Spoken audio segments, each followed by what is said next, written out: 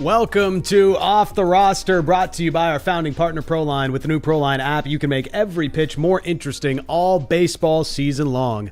Download it today. Yes, it's Dan, Riccio, and Cabbie with you on this lovely Thursday. Good Lindsay morning, with good the people. day off. What's happening, Cab? Everything's lovely in my world, bro. That's great to hear, man. It was quite the day yesterday after the Maple Leafs announced a coaching change. The Edmonton Oilers have followed suit, announcing that they have relieved Kris Knoblauch of his coaching duties at 6 a.m. local time this morning. So that feels very much like a programmed email. Like that was programmed the night before to be sent out at 6 a.m. Make sure everybody has it for their morning radio shows. And why even draw it out longer than it's been drawn out? Once word got out that Edmonton calling hey, is it okay if we talk to your head coach that's no longer your head coach, Bruce Cassidy? Where is he at? Can you guys can you send over his contact info? And they're like, no, believe you guys. It's absolutely not. With, Vegas. Yeah, it's like they just broke up, and then like the girlfriend is like, or the lady is, she's a free agent, and then the boyfriend, the ex-boy, is still like defensive, like no man, the paint's still wet, bro. You can't.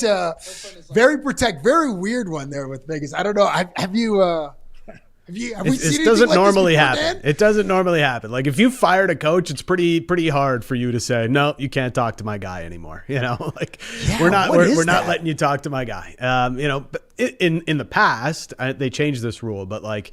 If you wanted to, you could, offer something in trade. The Columbus Blue Jackets did that with John Tortorella and the Canucks. I think they offered a second-round draft choice for John Tortorella's duties, and then the NHL was like, no, we can't be trading draft picks for fired coaches. So that has now changed. So Vegas is just going to keep saying no until somebody tells them they can't say no anymore. It probably doesn't sit well with the coaching union. I feel like, well, the coaches don't really have a union, but it probably doesn't sit well with coaches around the league for them to be blocking Bruce Cassidy's potential next job. So I don't know if this will last all that long. We'll see how that goes. We'll talk a little bit about the NHL and Colorado moving on, getting past Minnesota last night in 5 games. Jackson Blake of the Carolina Hurricanes is going to join us coming up after 10:30. They're home and cooled out, waiting for the series winner of Montreal and Buffalo. So we'll talk to Jackson Blake, who scored the series clinching overtime winner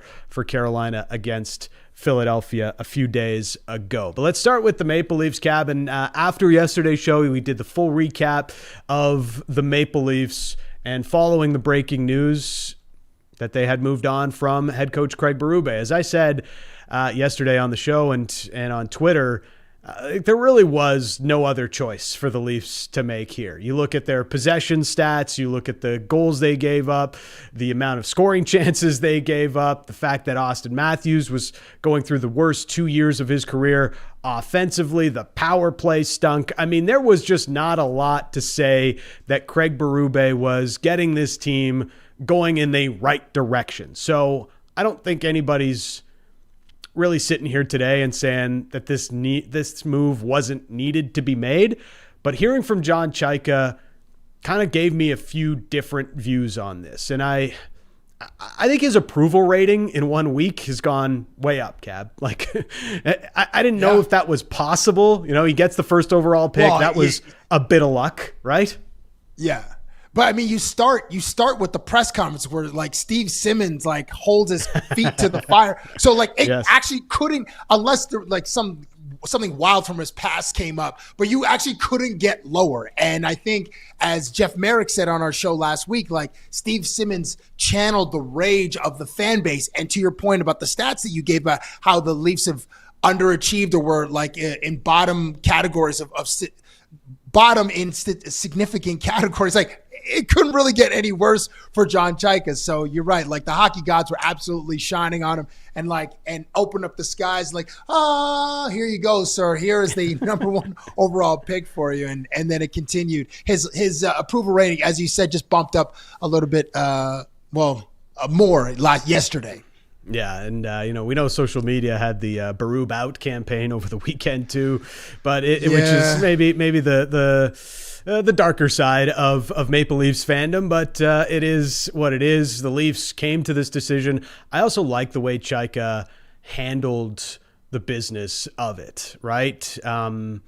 Gave us no real intel in that opening news conference of how he felt about Craig Berube. Even in some of the interviews he did afterwards, just continued to speak glowingly, and that they have to go through a process to see what the next direction is that they want to take as an organization. They had their meeting with Berube and then ultimately came to this decision. So I feel like the process went about in a way that I can get behind, that they really did their, as Keith Pelly likes to say, due diligence before coming to this decision. And I really like the fact that anytime it was brought up yesterday, did Auston Matthews have any sort of opinion on this decision? No. That was it. It just immediately shut it down. When he was asked if any players on the team had an influence on this decision, he said the players' opinions were not solicited on this decision. It felt to me like he protected players from any sort of narrative, and especially his captain, any sort of narrative that they were the ones that had a major influence on this decision. They may have, it's probably naive to think that they had zero influence on the decision, but I think part of his job is protecting the players in this instance, and he did a good job of that yesterday. I agree. It's a smart play to do, and you don't want to have any kind of cracks in your foundational leadership. And to the public, it would seem, if you do consult the players, it seems like you don't have a full control of your organization. And even though there's probably some back channeling, because we're all adults, we all know how communication works, and people just, planting seeds here and there.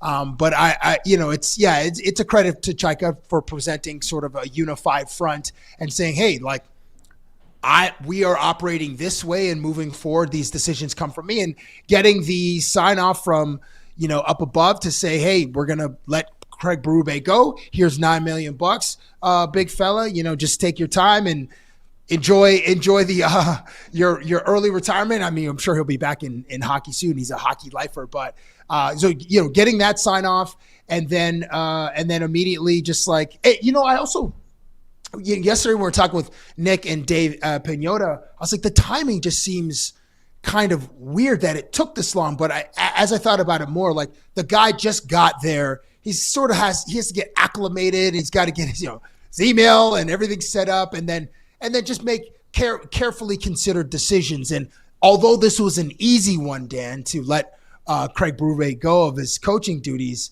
I still, it seems like, okay, there's going to be a process, and these decisions won't be knee-jerk like you in our group chat talking about Daulton Varsho, which we'll get to later on in the show. Yeah, a lot of Varsho takes didn't age well last night, but and your Vladdy takes, but we'll get to that. Yeah. 3 walks does not constitute an ending of a slump. Hey, bro, he's getting on base though, Dan. That's important. You need runners on base to score goals. If you're getting paid $500 million, you got to do more than just get on base. That's come on. We'll get to the Jays. You mentioned the money part of this, and I do think that's kind of important too. There was some speculation, like, is he being forced to keep Berube because he's got 2 years left on his deal? And after everything that happened, especially with Mike Babcock, does MLSE love paying more than one coach at the same time? To some extent, it's a reality of the NHL. Like, very rarely do coaches run out their contract and just ride off into the sunset into their next gig. Usually you get fired. You get hired to get fired. That's life as a head coach in professional sports. But it does allude to at least for now, that John Chayka has some autonomy alongside Matt Sundin to make the decisions that they feel necessary to get this club headed in a better direction. And those are things that I wanted to see yesterday. Also, John Chayka, there was a lot of talk about how ruthless he was in some of the decisions he made in Arizona. He spoke with a ton of grace about Craig Berube. We know the organization, Keith Pelly, was a big fan of Craig Berube as well. So, they let him go in a way, it's not easy to let people go, but, they spoke glowingly of Craig in a lot of ways yesterday. And I think that was somewhat necessary as well. But for John Chayka, his first week on the job, as I said, approval rating is up. I do want to bring Zach into this conversation, host of Leafs Nation After Dark on the Leafs Nation. And it really is like where we went from at the start of this whole thing with John Chayka to where we are now. Nothing's really changed all that much, but he's done the job well in his first week and has already made his first major decision as GM of the Leafs. Yeah. And I think that this, whether manufactured or not, this comes across as a win to the fan base, which is a good thing to get people back on his side. Because you look at that Steve Simmons press conference, which was almost 2 weeks ago here now, or the Steve Simmons question, I should say, at the press conference. Like that, we basically came out of that all feeling kind of concerned and having the same questions and feeling like we didn't have our own questions answered from all of that. And he basically immediately turned that around with a little bit of luck by winning the first overall pick the next night. A little bit of luck. Come on, Zach. All the luck, bro. All 8% luck. Yes. And we get that on that night. And then it's like, okay, well, maybe this guy isn't so bad. Everybody also understanding he had nothing to do with it.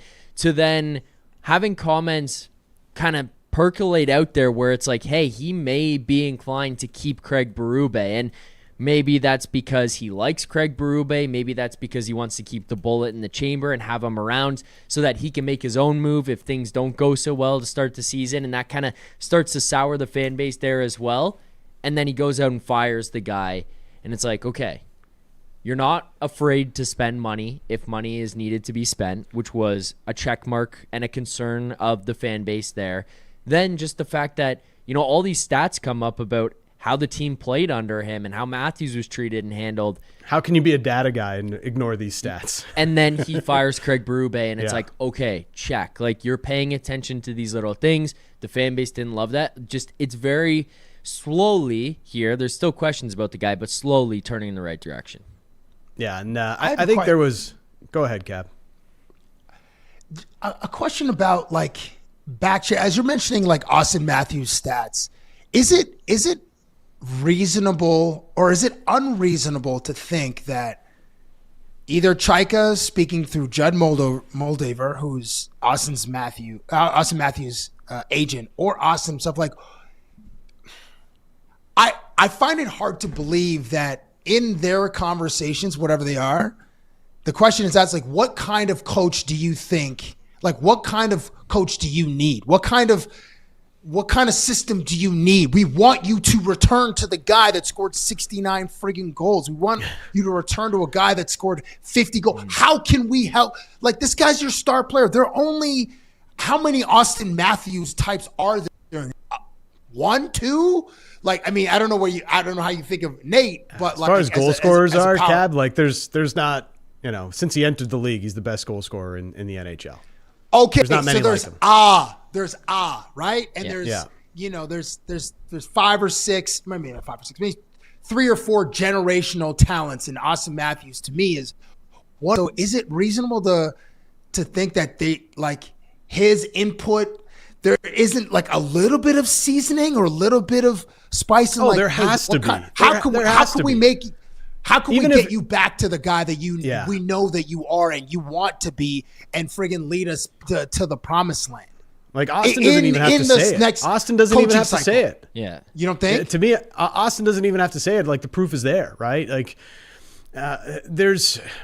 why is he not scoring as much? And you can see Zach bringing up some of the stats here under Craig Berube. And it wasn't even just this year. Like even the year before, with Marner still on the roster, you could see this team analytically nosediving. Their underlying profile was not great, even in the year that they won the Atlantic Division. They had great goaltending that masked a lot of those issues, and they've got high-end scorers that can finish on a few amount of chances, which they were getting fewer and fewer post Sheldon Keefe, and it really blew up in their face this year. But one of the things that I think really hurt Auston Matthews these last 2 years under Craig Berube is they started using him as if he's Sasha Barkov. And Matthews is a lot of things. He's a lot of great things, and he is a very good, maybe underrated defensive centerman, but he's not Sasha Barkov. And that's where I think the disconnect came from as far as his offensive statistics, where they were before and where they are now. More defensive zone faceoffs, always taking the toughest matchup every single night, line matching to that extent, where you see it with Connor McDavid or other star players around the league. A lot of times those coaches are trying to get McDavid in more plum matchups, get him out there against the fourth line as much as possible, get him as many offensive zone starts as much as possible. And that's where, so it's not all on Craig Berube that Auston Matthews' stats cratered, but he didn't help the situation is how I would put it. Yeah, and I mean, just to back that with stats here, to pull up on the screen to compliment what Dan's saying, Sportsnet stats and at Willie for Heart on Twitter posted these. So Sportsnet stats tweeting out, Leafs Auston Matthews' percentage of ice time versus elite competition. His first 8 seasons in the NHL, 35%. 2 seasons under Craig Berube, 47%. Willie for Heart, big difference. Putting out Patrice Bergeron, who won the Selke 6 times, never had a higher percentage than Matthews has had over the past 2 seasons. Oh, wow. Unreal. That's damning. Wow. Yeah. So, and do you guys, just to put that into perspective too. That's pretty wild. Do you remember, was Auston getting criticized? I mean, it was like 2 years ago he scored 69 goals, and a few years before that he scored 60. I can't remember, but was the fan base all over him because he didn't play? He wasn't that great of a defensive forward. And the reason I'm thinking about this is, like, I wonder if people started listening, or Berube was seeing some of that chatter or listening to it or whatever, like, okay, this is how this player is going to evolve and become, and we're going to change him. He's going to adapt to the structure and make him more of a complete player. I don't remember, but, like, do you guys remember if that's, I'm trying to think of, like, what would be the reason to have Auston play in that type of a structure if it's not his strong suit? You just got to lean into your strengths, which is obviously being an elite goal scorer. As you said, Dan, since he's entered the league, he's been the highest goal scorer in the National Hockey League. So I'm just curious, it's like, what was that original? What were some of those conversations like? What was happening in the culture at the time to lead to that decision?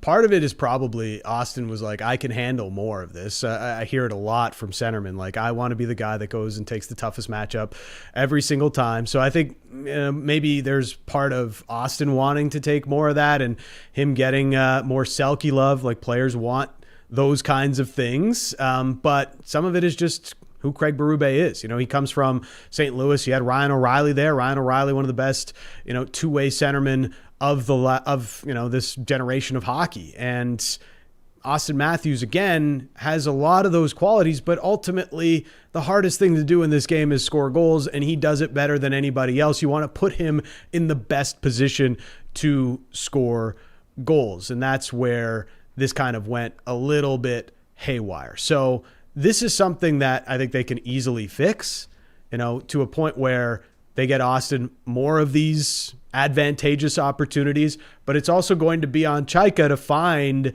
a centerman, because John Tavares can't handle those minutes, right?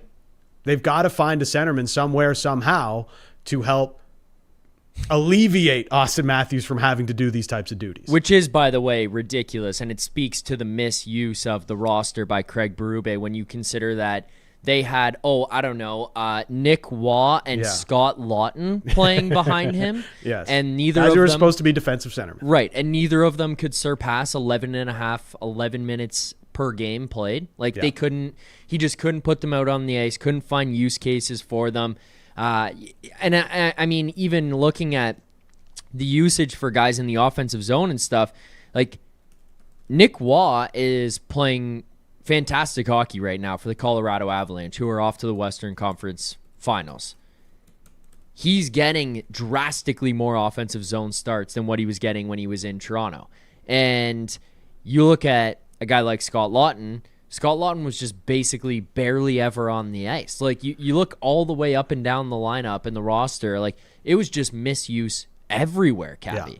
Everywhere in the lineup is misuse. And, that goes to the poor management of the team too. Trading as much as they traded for Scott Laughton and then using him as strictly a fourth line and penalty kill center doesn't make a ton of sense for why you paid that much to get him here to Toronto. So those are some of the things that John Chayka can start to try and fix now that his first big decision has been made. Elsewhere in the NHL last night, the Oilers. Let's start with the Oilers. They're this morning at 6 a.m. Kris Knoblauch, 6 a.m., relieved of his duties, the report initially coming out of Ryan Rishaug. And it's kind of crazy that this has played out the way that it has. I don't think it kind of follows the Oilers' timeline. There hasn't been a lot of coaches that have lasted long in the McDavid-Draisaitl era. You could even hear it in some of the post-game news conferences from both Draisaitl and McDavid.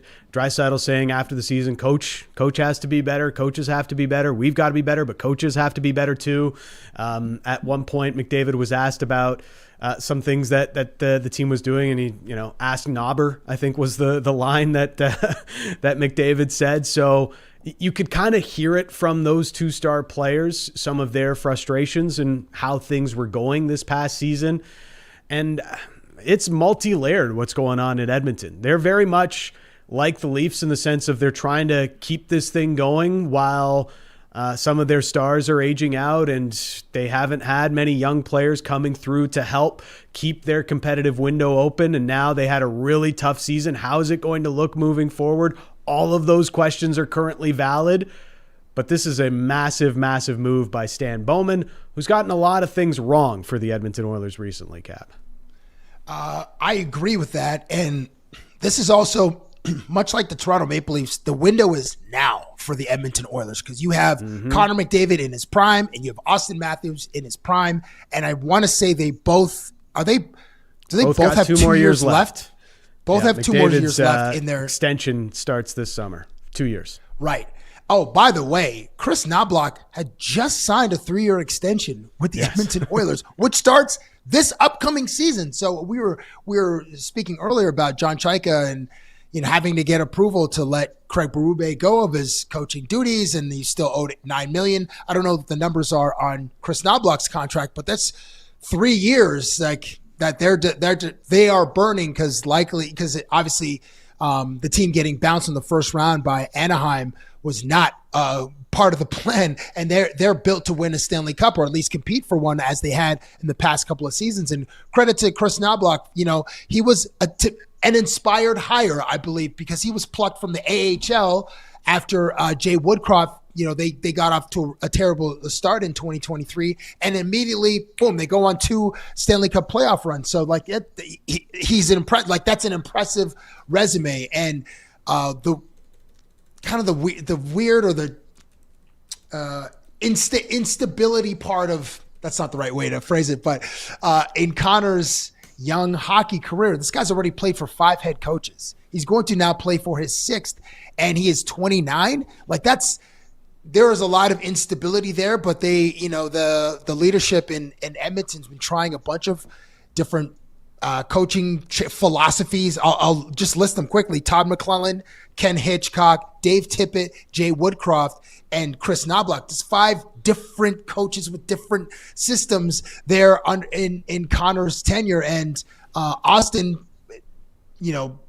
credit to the Leafs stability. He's only played for 3 coaches: Mike Babcock, Sheldon Keefe, and now Craig Berube he'll be playing for his 4th. But that's got to be kind of rattling for Connor if he just sits back on his beautiful estate in Muskoka and just like, man, we've gone through a lot so far in my 10 years, and this next guy's got to be the guy. It's got to be the guy. If not, I think 97 will be wearing a different sweater in a couple of next year or in a couple of years. That's my read. That's not me having any kind of knowledge with inside of McDavid's camp. What is your read on how McDavid's had to weather or adapt to like 5 different personalities as head coaches in Edmonton? I think McDavid's patience is wearing thin with Edmonton. Yeah, I would agree. I would agree. And I don't think it's like necessarily with the city. It's the fact that this guy wants to win so badly that this whole situation is pissing him off. I mean, you want to go spin zone here. Yeah. You want to find a way to make this about the Leafs, boys. Let's go.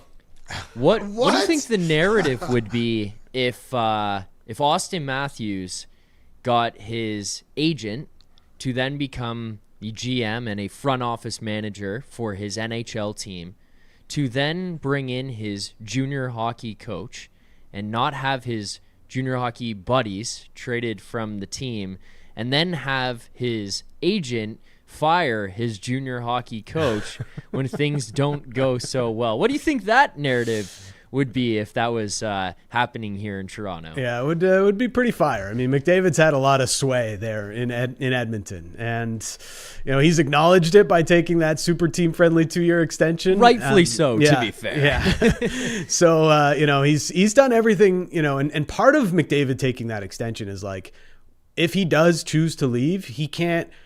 Like, nobody can say that he didn't give Edmonton every chance to win. Yes, right. That's true. And ultimately. I think that's going to be part of his legacy in Edmonton. But this window now, like the part of this window that has been hurt the most is what Stan Bowman has done with this team. And you look at Brett Kulak scoring the OT winner for Colorado last night. Brett Kulak started the year on the Oilers. He's been a very steadying presence on the Oilers defense for many, many years. And to trade him alongside Stuart Skinner and a 2nd-round pick for Tristan Jarry, that's one of the worst trades in the NHL over the last number of years. I don't know anybody that the moment we saw that trade come through, that the insiders were like, it's going to be Skinner for Jarry plus this, everybody was like, what? Why? Skinner is not that great, but neither is Tristan Jarry. And he's also more expensive and signed for more term than Stuart Skinner is. Why would Edmonton make this trade? Plus you add Kulak in a second. It made 0 sense at the time. It still makes 0 sense. And it's just one of several moves that Stan Bowman has made to take the Edmonton Oilers further from winning a Stanley Cup rather than closer. And that's ultimately, I believe, where Connor McDavid's frustration with the Oilers probably lies, because as they all said in their exit meetings, we are further away than we were in these last 2 years. And not just from, we lost in the first round. We can feel how much further away we are as a team from where we were these past 2 years. So I don't know how they're going to fix it, but Stan Bowman got to start making more hits rather than misses in the transactions. We've got to talk. Go ahead. Oh, real quick about Zach's hypothetical about imagine Auston Matthews, if Judd Moldaver took over the Toronto Maple Leafs, blah, blah, blah, and all those cascading domino effects. People already think that sports are rigged.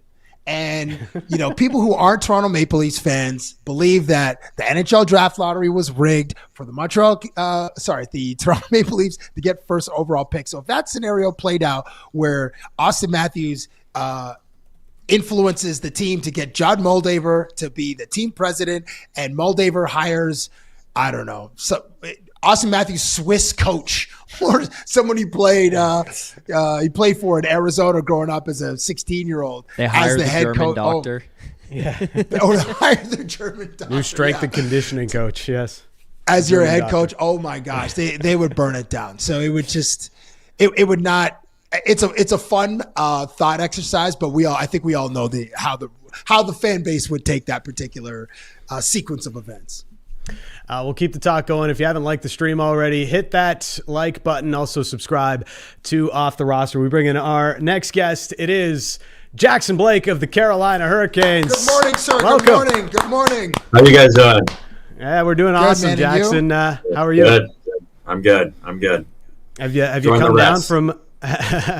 come down from scoring the OT winner the other night?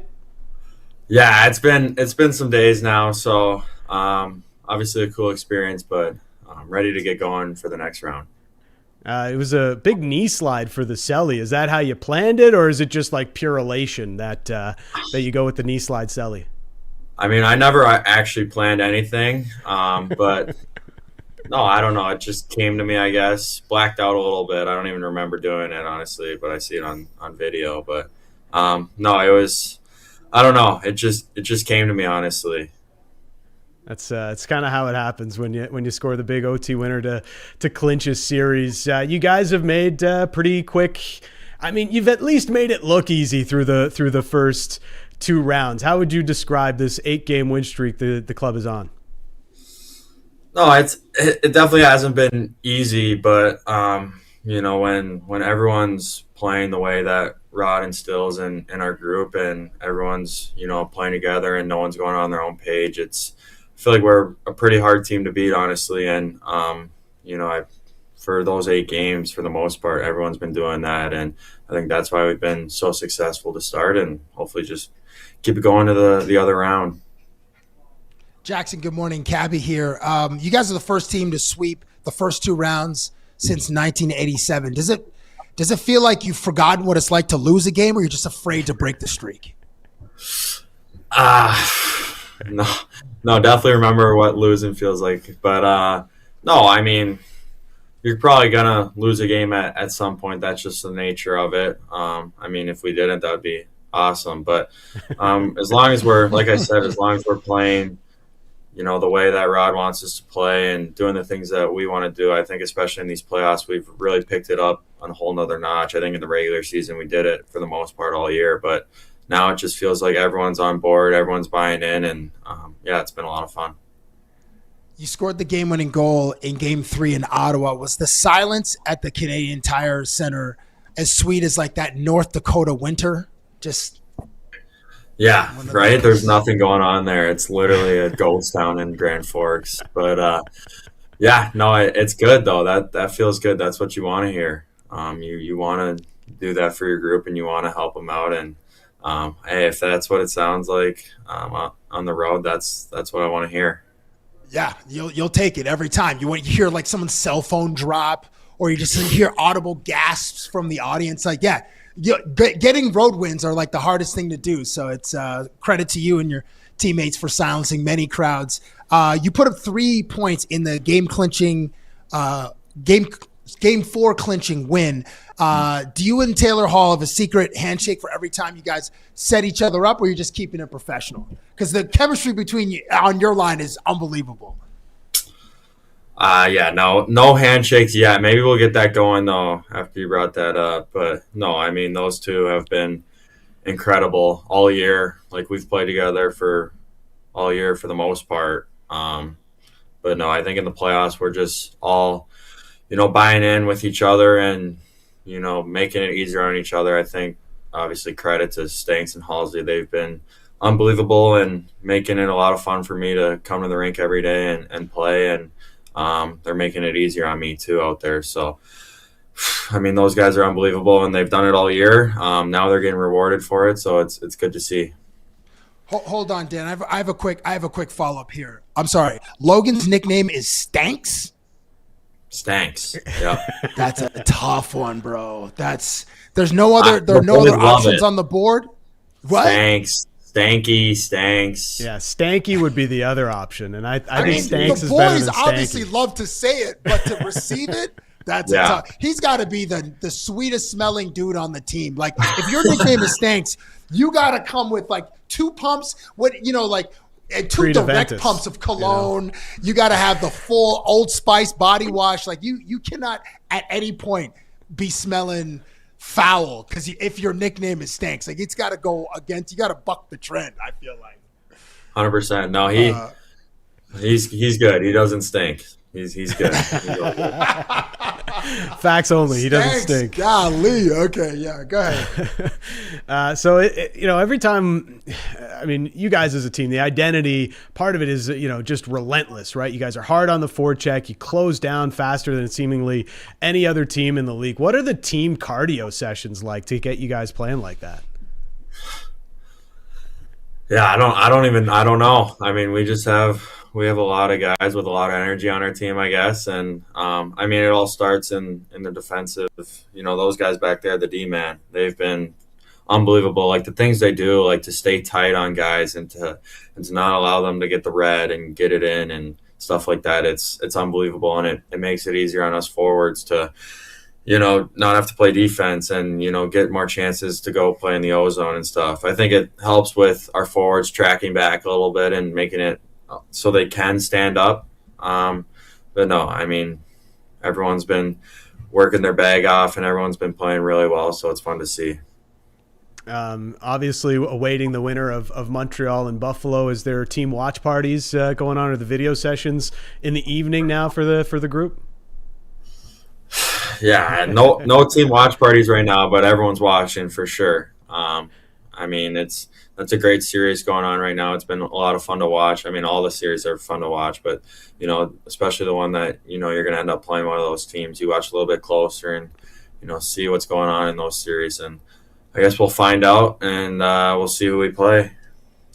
I think Montreal took all three of the meetings between you two this year, and you guys took 2 of 3 from Buffalo. Does that mean you'd like to see Buffalo more than Montreal? Not necessarily. I just, whoever we play, it doesn't really matter. I don't think anyone's really rooting for one way or the other. They're both really hard teams to play against, and that's why they are where they are right now. And I guess whoever we play, we're just going to go into it the same way we've gone in the other 2 series, just, play the way we know we can and find out what happens. Bro, your team is only allowed 10 goals in 8 games, and a huge credit needs to be shown to or given to Frederik Andersen, who's playing like a brick wall. I want you to take us behind the curtain and reveal to us, are your interactions fewer with Freddie because he is like super stoic and very poised, and because there's like more pressure in the playoffs, or is it just kind of business as usual, whatever your regular interactions are? No, he's one of the best guys, I've ever met. It's just the same Freddie. He's doing the same things, but yeah, like you said, I don't even know how he's doing it. He's playing so good right now for us, probably the best goalie in the world, in my opinion, right now. That guy's been a brick wall, like you said, back there, and that just instills so much confidence in our group that we have that back there, and if we mess up, he's got our back, and we're gonna have his back too. I mean, bro's got a .950 save percentage and like a 112 goals against. Like the guy's absolutely elite. So yeah, you're bang on about that. Okay, so interactions are just kind of normal. There's no additional uneasiness or tension because it is the playoffs, and even though you guys are breezing through, but like none of that really exists. You try to keep it business as usual. Yeah. Yeah, we're just trying to, keep it the same way that we've done all year, pretty much. Don't change a thing just because it's the playoffs, in my opinion. Obviously, it means more, but, just go at it a little more laid back and, don't put so much stress on yourself, because I feel like that's when you play worse. You just got to, play free the way you've played all year and just do it, to your best. Speaking of laid back, your line mates, you guys are one of the hottest lines in hockey. You, Taylor, Logan. If you guys were a boy band, who would be the lead singer? Oh, boy. I mean, probably Halsey. I mean, he's the vet on our line, right? Maybe he can sing a little bit. We'll see. And I don't know. He's handsome. I mean, he's handsome. Have you guys ever who? What's that? Oh, sorry. I said, yeah. No, you're good. Who runs the music in the room? Mikey, one of our trainers. He runs the music. But Halsey actually, I see him go to the iPad and queue up a little playlist once in a while. Marty too in the morning and stuff. But for games, it's always Mikey.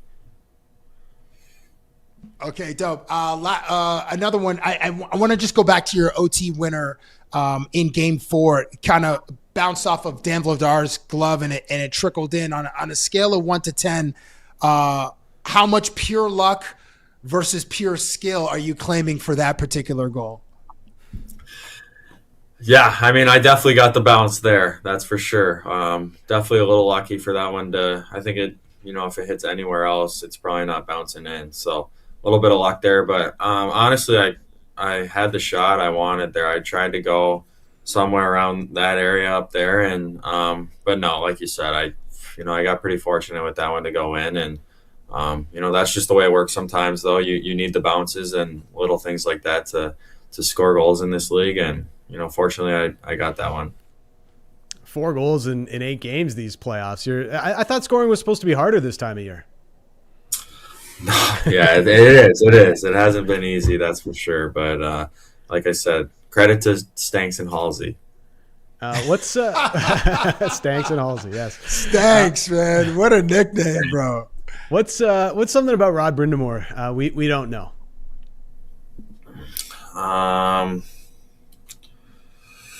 We know he's Rod the Bod, or his nickname. You guys Rod know the that still. he's Rod the Bod, obviously, so that's not one. Yeah. But honestly, like I know he gets really into the games and stuff and really fired up, and I mean we love that about him. But he played, so he knows what we all need, and that's my favorite thing about him. Honestly, is he's having a coach who played and went through it. That's awesome because he knows what we need, and it's not like a coach who hasn't played and doesn't know what we need, So it's nice to have a guy who's played and done it and has been through it. So we had your dad Jason on here a few months ago, as he's great former Toronto Maple Leaf, and our co-host who's off today, Lindsay Dunn, asked him about you getting your contract extension in Carolina. Here's what he had to say. Your boy got a nice bag of cash for his contract this summer. Did he buy you anything to help you celebrate you going through film with him? Are you serious? I'm still paying all his bills. Homie's still on the payroll even after being in the show? No, I am so proud of him. I mean, I might tear up now because when it's your kid, and you played in the NHL or whatever you did in life. But I was fortunate to play as long as I did in the NHL, did some really cool things. We just spend so much time together. We literally watch hockey every single night. His favorite player, I remember when Auston Matthews came in the league. It's like last year when they played Toronto, Auston Matthews scored, and then he scored the next goal for Carolina. And like literally I could see the joy. And after the game, he's like almost crying because he's like his biggest hero. Right. And I just think being part of the journey, it's his journey, but just being a small part of it, it's just been a thrill of a lifetime for me and my family and his siblings. And, hopefully one day he will get off the payroll. But as for right now, it's fine. He's only 22 years old, so he's still a young kid. So is it true? Are you still on the payroll, or is Stad fibbing? No, I'm not on the payroll. No, I'm not anymore. But no, I probably was at that point though. I probably was. But I thought it's till you're like 25 or something, right? Isn't that what the rule is or something? Yeah, that sounds about right. But bro, we did that interview like 5 or 6 months ago. So it's how much has changed in that last 5 or 6 months? Obviously, getting off the payroll. I mean, he was on. No, he was paying my phone bill, my car bill, and everything like that though, all of last year and stuff. Okay. But I think we're good now. I'm paying that now. Okay, so now you've signed a big 8-year extension. You signed it this summer. Have the vets started making you pay for team meals on the road, or are you still using your dad's credit card? Yeah, no. I'm gonna do a team dinner at some point, probably next year, just for that. But no, I mean we usually just play a game on the road when we go out or something. Someone always pays for it. Play a game for the bill. But No, I mean, I wish I could use my dad's credit card though, but no, we're good. Yeah, no, perfect timing. Hey, Jason, he wants to use the credit card still. Let's go. Let's go. What's up, buddy? Welcome, sir. Hey. Good morning. Good morning. What's up, bud? I haven't seen you for a long time. We're talking, Me or who are you your son? talking to? Gabby. Oh, well, great to see you. Yeah, we can hear you. We see you at the Blake Estates here outside, just like Yeah, the like Blake morning, Estates. the morning walk. Great to see you. Yeah. Sir. Jason, Good to see Jackson you. was just telling us how he still wants to use your credit card. Oh, yeah. What did he say? I think he still does use my credit card once in a while. I don't know about that. Jackson, is this true? You're using my Is this credit true? card now. Yeah. Hey, buddy, what we were goes around comes around. Well, we asked him about he was fortunate to or his talent earned him an 8-year extension, and I said, hey, are the vets hitting you up to pay for the team dinners now because you have that extension? He's like, I'm gonna treat the boys to a dinner next year, but and then Jackson said, but I would love to use my dad's credit card for that team Yeah, dinner, sure. wherever that may be. So just be Well, if you do prepared. that- You might get a notification Yeah. on your phone. I know. If you do that, do it in Canada because then it's 50% cheaper. Yeah. So if good- you're going that's to sound use advice. it, I could get cell service inside. When we had you on before, Jason, you said that Jackson was still on the payroll, but he said he's moved off the payroll since then. Yeah, he's well, and it's well deserved. I'm obviously very proud of him. So, yeah, he's been doing a great job, and we're all proud of him. And there's a few things that he's still on the payroll on, but that's okay.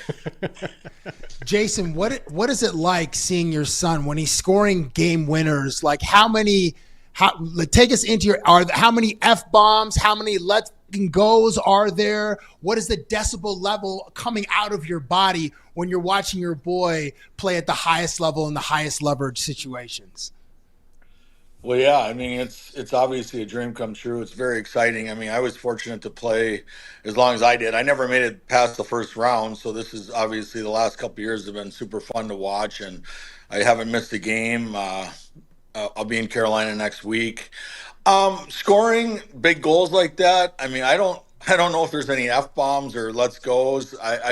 When he scored in overtime the other day, I had tears in my eyes, and I was just so proud of him. And it's obviously a dream come true for him, but it's a dream come true for me too, and the family, that seeing that what he does, what he's doing and how he goes about himself and how much he loves the game. And we're just there to support him, and we're super proud of him. And it's just fun to be a part of the ride. So it's, last game was extra special though, but I mean, he's been playing well, and it's fun to watch.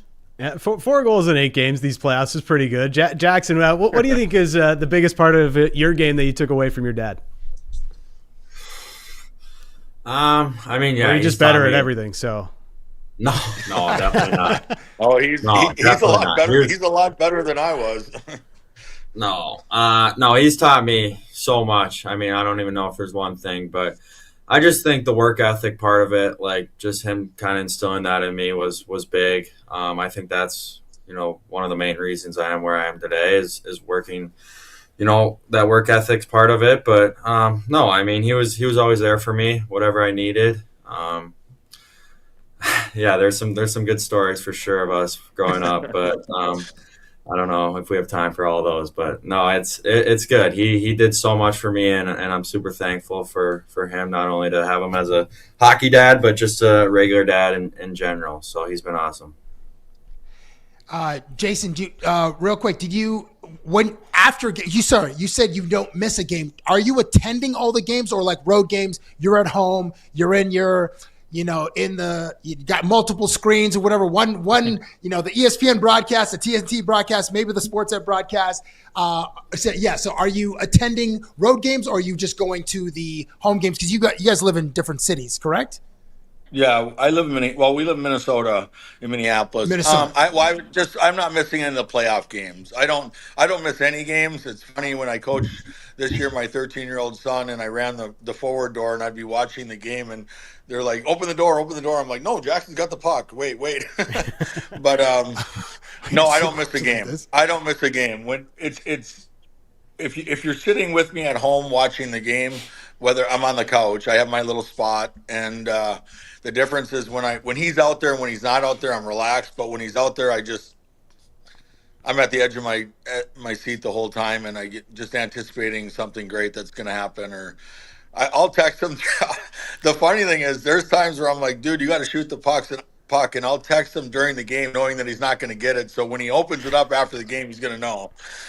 And he says, we've had this conversation before that, like, if he doesn't shoot the puck and he knows he should have shot the puck, he goes, "Oh, I know you're going to text me. I know I'm going to read it right when I get off the ice or when the game's over." And yeah, it's just, I don't know. I'm his biggest fan. There's no question about it. And I'm so proud of him, and to be a part of it, it's literally a dream come true. And when I retired, I missed hockey for probably the 2-3 years, after I got done playing, because you never want to stop. But it's just been a kind of, now I got this going on with my son Jackson, and I'm not going to say it kind of fills that little thing that I was missing for all these years, to watch him play every single night. And I never really watched hockey when I retired as much until until he started to really get going. But it's been a dream come true. That must be hilarious for Jackson. Get off the ice after you score an OT winner, and Dad's text says you need to shoot more. So yeah, well, it wasn't that game. I was there. I was in Philadelphia, so it wasn't that game. But yeah. Jackson, we appreciate your time. Thanks so much for doing this with us today, and best of luck moving forward. I know you got to go. Yep. Thanks guys. Thanks for having me. Great to meet you, bro. Thanks, guys. Yeah. There is Jackson Blake, and I think Jason is gone as well. So okay. pretty funny the way that all played out. I think because Jason was on his cell phone, he probably couldn't see everybody's faces at the same time. So true. Yeah. But like, imagine, like, that's just great that we just learned that nugget. Like, after Jason is texting Jackson during the game, so he knows when he goes to his phone, as soon as the game's over, he'll see 17 unread messages, and they're all just dad. And he's like, shoot the puck more. Yeah. I said, shoot the puck more. Bro, what are you doing? Like, just unleash. And it would be fun to get a screenshot of what those messages look like, but they all come from a place of love. And you can see Jason just beaming. He's like, this is a dream come true. Like, my son is in the stand. My son is taking steps further in his career than I did. And it's got to be so special for the Blake family, and imagine like having Jack, like, probably knows where his dad sits in the arena, like every rink. He just knows where his dad is. And we didn't get to ask him whether he's a vocal dad or if he's just like quiet and stoic and just lets his thoughts be known via text. But it'd be interesting if Jason Blake was one of those dads where he just like, shoot it! Like, you just hear that bellow from, like, the section 107 is, and they say, Dan, and you probably have this, like, we always hear our dad's voices in our heads. I wonder and this is maybe a conversation the next time we speak to Jackson's, like, what are the things that you hear your dad repeating to you in your head every once in a while, when you just, like, these random sayings will pop into your mind? I should have asked him that. I will next time, though. Next time we speak with Jackson Blake, but he's got business to do in the rest of the Stanley Cup playoffs. Buffalo, Montreal, Game 5, series tied at 2. Back to the KeyBank Center in Buffalo tonight. So we'll see about that one. And obviously Vegas has a chance to end it for the Anaheim Ducks. That's on the slate for the Stanley Cup playoffs this evening. But last night we didn't get to talk about the Blue Jays yet, and I do want to spend a little bit of time because Daulton Varsho hit a walk-off grand slam to win it for the Jays in the 10th inning over the Tampa Bay Rays. 5-3 the final. And prior to that grand slam, which you see here now on the screen for Daulton Varsho and his previous at-bats, shout out to Yariel Rodriguez for catching that ball too in the bullpen. I think it was Braden Fisher too. In the clip, you can see him like scaling the bullpen wall like he's Spider-Man or something. I don't know what's going on there, but pretty impressive. But Yeah, I was like, man, where is spring training Daulton Varsho? I miss that guy who was just hitting dingers every single day during spring training, and he just looked like he was going through it, swinging at the high heat constantly and missing it, swinging through it. But then he comes up big. So classic Dan Jinxio moment in the group chat again, Cap. It was as though he read the group. It's like he had access to our group chat. He's like, okay, I got something for you in the 10th inning. You could tell, man, by his reaction. Ooh. Like, it's like, even post game, they were like, we are grinding right now. You can tell the Jays are feeling the struggles.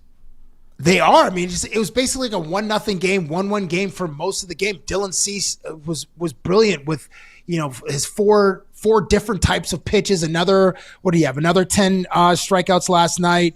And you're right. Like the offense, this is a common theme in our conversations about the Toronto Blue Jays. The offense is we're just not in sync right now. It's the offense has been getting injections of Ozempic. Okay. It's not as fat as it used to be. It's not as heavy as it used to be. It's thinning out, and it's early, thankfully, because today's only May 14th. It's only been 6 weeks into the season. We don't want this. We don't want the Ozempic shot for the offense in September, because that would just be catastrophic for the Jays and the fan base expectations in 2026. But it was a great moment for Daulton Varsho. And, bro, Tampa Bay, man. Like Kevin Cash had said it. I think Dan Shulman was relating this on the broadcast. He's like, he's pitching. There's credit to pitching. Even though these guys are demons on the bags, like every time someone gets on first base, it's like, is this guy going to steal? He's going to try to steal a base. Like they're playing small ball like it was 1987. And in this era, it's like it is almost a pleasure to see the way that guys are bunting or the way that guys are sacrificing, moving runners over. But it was, it was.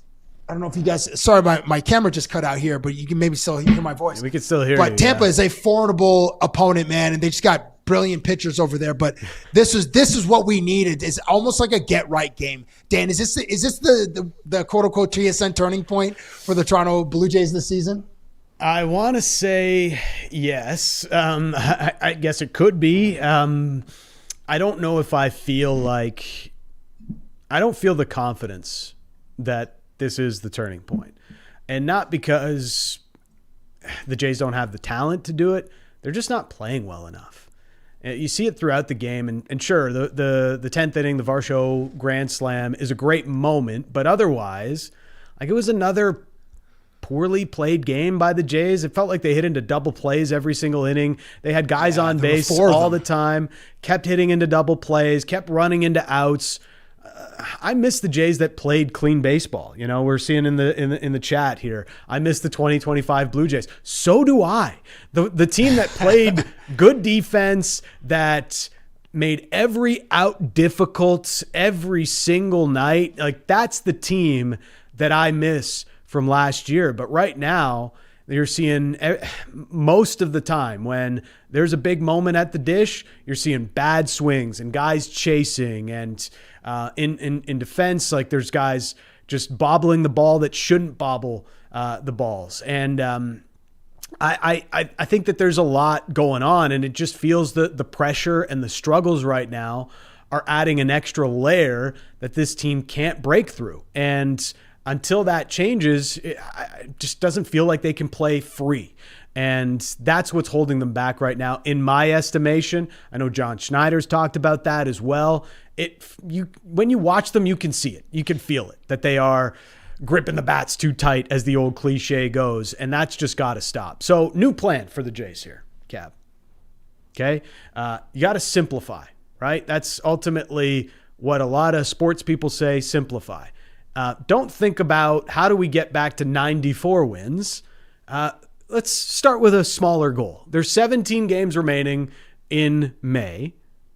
How do you get to 500 by the end of May? Can you win 5 more games than you lose by the end of May, or 4 more games? Get within a game of 500 even by the end of the month. That would be the new small goal for the Blue Jays to get to. That's my spin zone.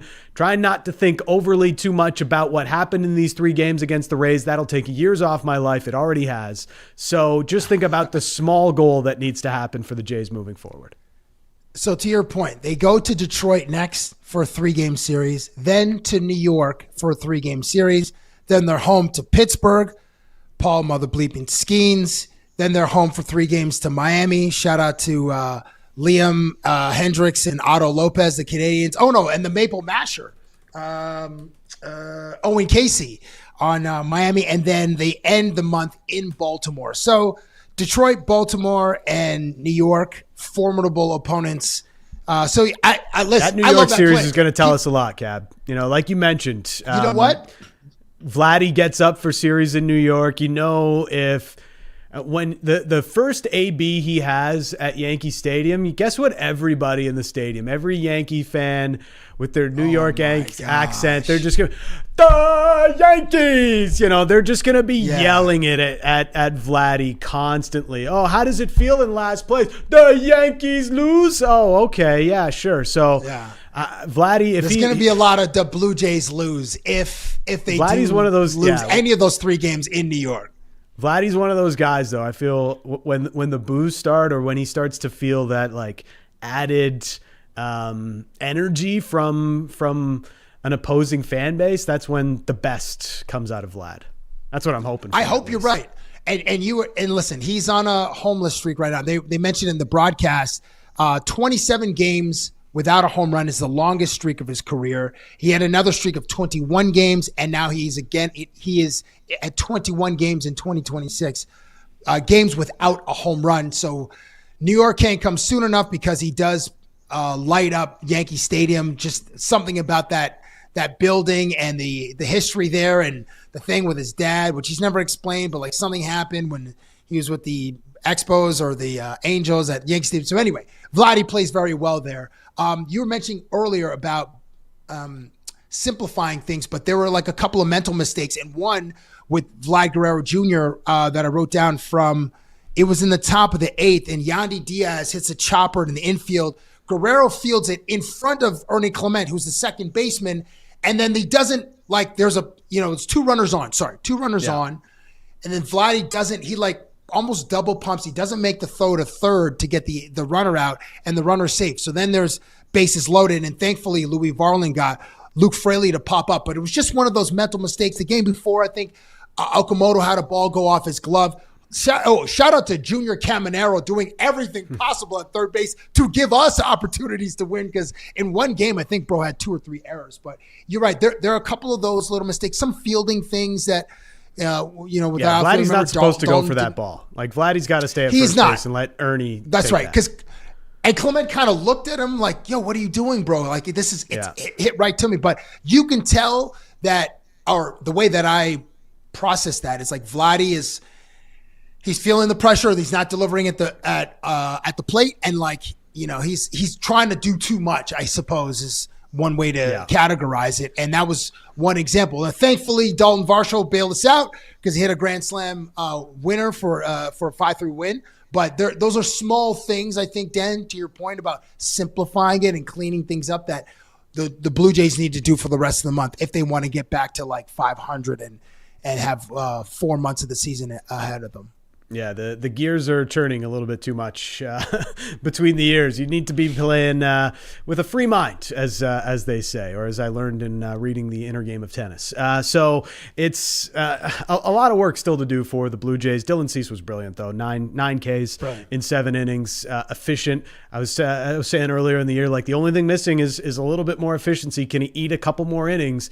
And since then, he's gone 3 straight starts by going 7 innings. So he's very much, it's a pretty loaded race right now in the AL. If you want to think about early AL Cy Young candidates, it's loaded with Soriano probably at the top of that list, but Dylan Cease is definitely in that conversation. So Friday against the Detroit Tigers is where we'll see the Blue Jays next. Couple more things to get to. Keep liking that stream chat, and if you're new here on Off the Roster, hit that subscribe button as well so that you never miss a show. But let's get to our ProLine picks of the day. The new ProLine app is here. Bet baseball online and in-store. This ain't the old ProLine. The new app makes betting baseball easier than ever. Enjoy more props and same-game parlays all baseball season long on the new ProLine app. Tonight, I am looking at the Anaheim Ducks against the Vegas Golden Knights. This series has been played on a knife's edge. It's been pretty close all the way through. Anaheim may even have the upper hand if Lucas Dostal could make a couple more saves through the way, but I'm going with Anaheim tonight because they've played too well to see this series end in 6. I say they force a Game 7 in SoCal tonight and force it back to Vegas for a series-deciding Game 7. So give me the Anaheim Ducks on the money line. Apologies to the video audience. My camera is... oh, here we go. We're back. Okay, camera is in and out. In and out. We're going to stay in Anaheim. Leo Carlsson has amassed 5 points in his last 2 games. He has yet to score in this series, but the Ducks are back at home for Game 6 against the Vegas Golden Knights. So Leo Carlsson to score an anytime goal is the play that intrigues me tonight in Game 6. That's my ProLine pick of the day. And these picks are for entertainment purposes only, folks. As always, and we're going to be watching a lot of PGA Championship at last check. Ludwig Oberg was even par. That was my pick yesterday. Garrick Higo was assessed a 2-stroke penalty for showing up late to his tee time this morning. Oh, really? Bro, wow, how do you show up late to your tee time? It's the PGA Championship. Yeah, what's going on? Was the traffic crazy or did you somebody missed their alarm? I don't know. Yeah, I didn't see an update on it, but it came through an hour ago. He got a 2-stroke penalty. That's got to be the worst way to get a 2-stroke penalty in any professional golf tournament, any golf tournament in general, honestly. Yes. Like, okay, yeah, you accidentally hit a ball or like it goes out or, one of those actual rules within the game is kind of annoying, but sure, it happens. To just show up late, bro, that was in your control. You didn't have to do that. You could have got there on time. This isn't Scotty Scheffler getting arrested at Augusta. So at Augusta, 2 years ago? Last year, 2 years ago? It was a few years ago now. Yeah, but wasn't that the still PGA Championship?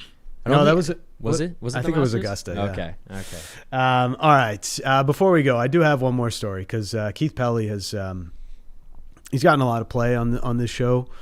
Through the years, through the weeks, I guess. And an interesting one for Toronto FC. They let Jose Cifuentes go at the end of his 6-month loan. They have reportedly decided not to pick up his buy option to buy him from the Glasgow Rangers.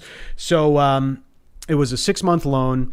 A move that was once described as a foundational move for the club by MLSE CEO Keith Pelly, who said that the rebuild was done for TFC as well. Clearly, none of those things are true. And it's honestly, it's sad to see TFC from where they were in their heyday with Sebastian Giovinco and Michael Bradley, Greg Vanney as coach, and Tim Bezbachenko running things as one of the pride. Josie Altidore too. Yeah, the pride clubs of MLS, and they've kind of reverted back to what they were for much of their early years in Major League Soccer, and that is one of the lesser lights in the league, although they're spending a lot of money. Pelly's on an all-time run here right now. All-time run. This is a Hall of Fame bad run from Keith Pelly, just in terms of press conferences and quotes and phrases he said that have all come back to bite him in the ass. It's been a tough go for Keith here over the last little while. Maybe Jeff O'Neill was right. The best thing that this guy can do, stay the hell away from cameras and microphones. Don't go up there. He was not at the Raptors end of season news conference for Bobby Webster. He was not there yesterday when John Chayka was answering questions. Smart. Maybe now is the time for him to kind of back off a little bit and just lay in the cut and just watch from the balcony. All right, that'll do it for us here on Off the Roster. Lindsay will be back tomorrow. We'll close out the week strong on a Friday. We'll see you tomorrow, chat. Bye, everyone. Thank you for joining us on the live stream. We have much more on the Off the Roster YouTube channel. Interviews, shorts, reels, post-game clips. If you need that to